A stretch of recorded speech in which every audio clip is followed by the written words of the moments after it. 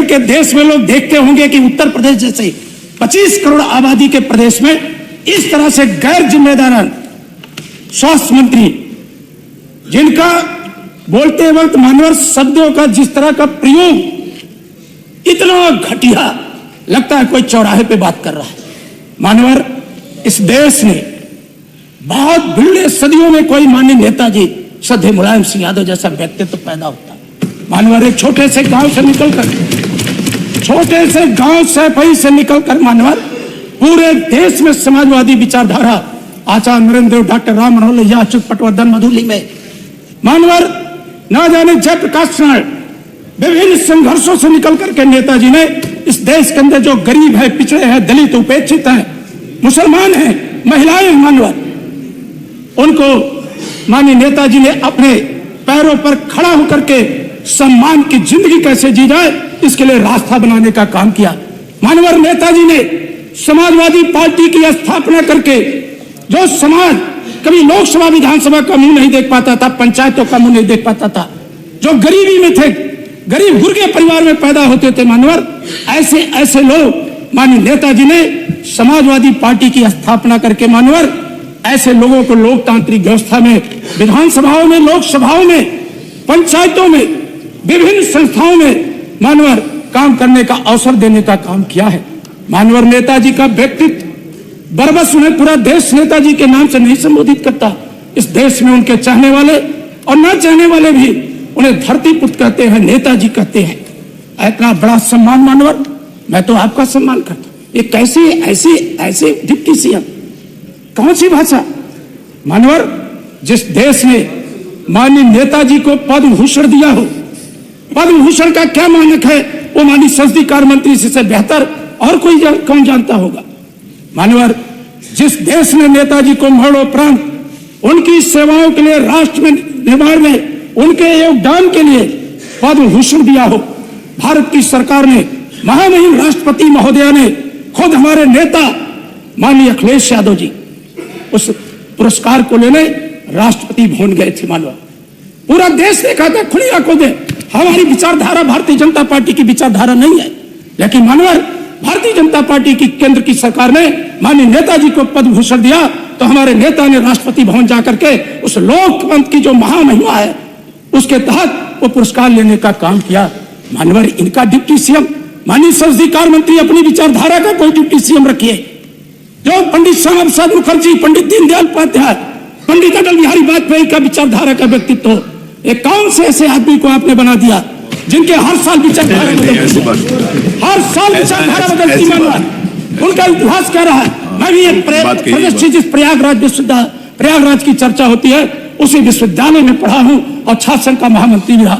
शर्म आती है ऐसे छात्र नेता पर, मानवर शर्म आती है ऐसे छात्र नेता पर, मानवर शर्म आती है। नहीं आप भी अच्छे शब्दों का भाई, आप ऐसे कोई शब्द का इस्तेमाल नहीं करिए जो मानवर में शर्म आती है। ऐसे आप ऐसे किसी शब्द का इस्तेमाल नहीं करिए। आप अपनी बात करिए, आप देखिए आप भी ऐसे शब्दों का इस्तेमाल मत करिए जो पंडित श्यामा प्रसाद मुखर्जी की विचारधारा, कोई ऐसा शब्द नहीं इस्तेमाल करिए जो किसी को खराब, ये भी अच्छी बात नहीं। पंडित अटल बिहारी वाजपेयी का कितना बड़ा सम्मान था। मानवर जो हमारे नेता वेदांता हॉस्पिटल में भर्ती थे दिल्ली में, प्रधानमंत्री जी खुद जो प्रधानमंत्री हैं, कितनी बार हमारे नेताजी को देखने गए, हर सुख दुख में मानवर हमने माननीय प्रधानमंत्री का हेलीकॉप्टर सैफई की सरजमीन पर उतरते देखा था। मानवर ये शादी में अब विषय आ गया, हमारे नेता का बात यहाँ तो हुई थी। माननीय योगी जी कितनी बार जाकर के नेताजी की स्वास्थ्य की जानकारी लिए, माननीय शिवपाल जी से, माननीय अखिलेश जी से बातचीत किए। आज पूरा देश ऐसे नेता को सम्मान देता है। आपसे नहीं कोई डिबेट नहीं हो रही, जो बात है वो विषय आ गया, मैंने भी बोल दिया, आपने भी बोल दिया। मानवर में मांग करता आपकी पूरी बात आ गई कि जो उत्तर प्रदेश के पूरी बात आ गया, जिस तरह का उप मुख्यमंत्री और मुख्यमंत्री बनना चाहते हैं, माननीय कल्याण सिंह जी बैठिए नहीं, ये बात है, आप ये नहीं है, विषय नहीं है, आप इस प्रकार की बात नहीं करिए। माननीय अध्यक्ष जी यही तो तकलीफ है। नहीं हो गया, आप मैंने उनको रोका ना, माननीय संसदीय कार्य मंत्री माननीय संसदीय कार्य जी मंत्री बैठे हैं, माननीय संसदीय जो हमारे माननीय नेता संसदीय के कार्य व्यक्तित्व पर जो माननीय अध्यक्ष जी, ये माननीय संसदीय कार्य नहीं, किसी डिबेट नहीं हो रही। देखिए, कोई विषय ऐसा नहीं है जिसके ऊपर डिबेट हो। नहीं, कोई ऐसा विषय नहीं है जिसके ऊपर डिबेट। बात माननीय नहीं। आप जी ने कह दिया, मैंने कह दिया, बात सुनो। माननीय अध्यक्ष जी, अब फिर कोई बात, फिर बात अच्छी बात से बात नहीं, ऐसा है। माननीय महबूब जी, एक मिनट आप बैठ जाइए। आज प्रश्नकाल में जो कुछ भी हुआ मान्यवर, ये जिस परिस्थिति में भी हुआ उस परिस्थिति पर मैं नहीं जाना चाहता, बात को आगे नहीं बढ़ाना चाहता हूं। बहरहाल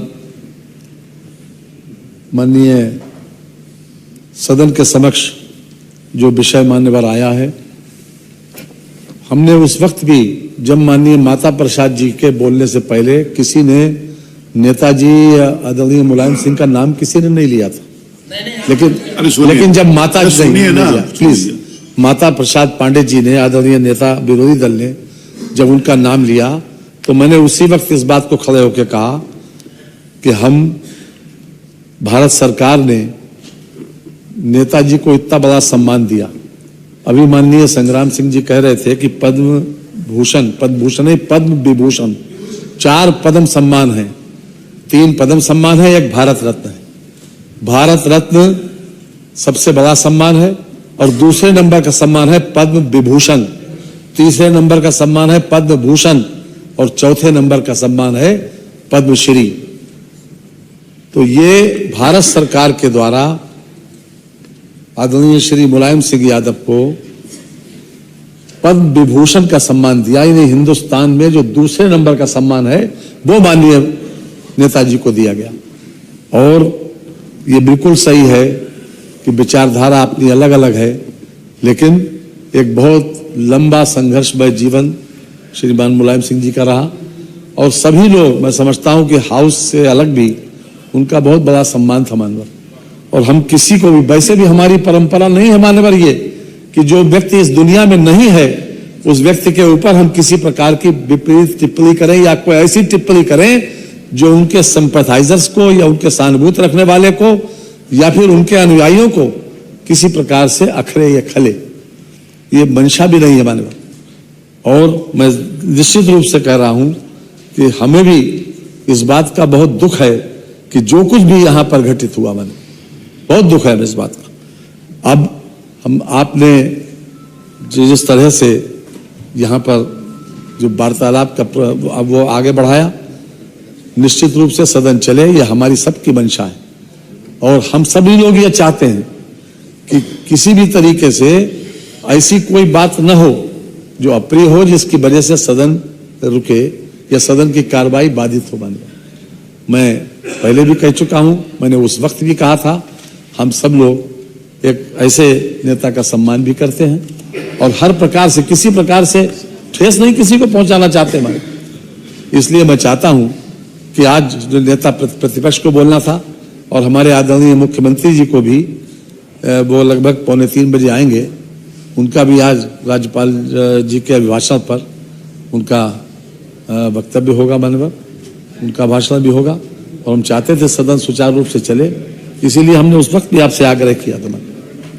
मैं सभी लोगों से इस बात की अपील भी करता हूं, अपने साथियों से भी, कि सदन को चलाने के लिए दोनों लोगों की जिम्मेदारी है।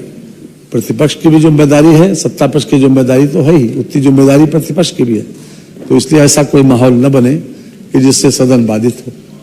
और एक शायर ने कहा था मान्यवर कि आज दुनिया को यह तरकीब बता दी जाए कि दुश्मनी प्यार की लहरों में बहा दी जाए।